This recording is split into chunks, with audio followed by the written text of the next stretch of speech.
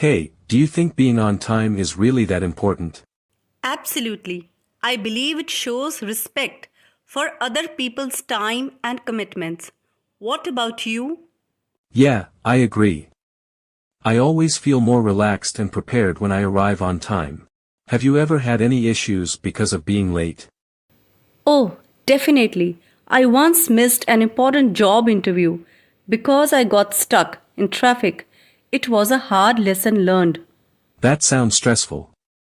I try to leave early to avoid situations like that. Do you have any tips for staying punctual?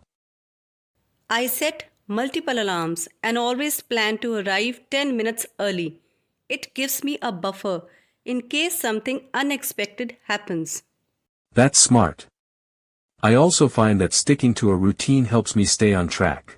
How do you think punctuality affects your professional life? It's crucial.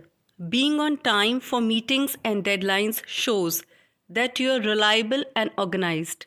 It builds trust with colleagues and clients. Exactly. Plus, it reduces stress. I feel more in control of my day when I'm punctual. Do you think it's equally important in personal life? Definitely, it shows your friends and family that you value their time too.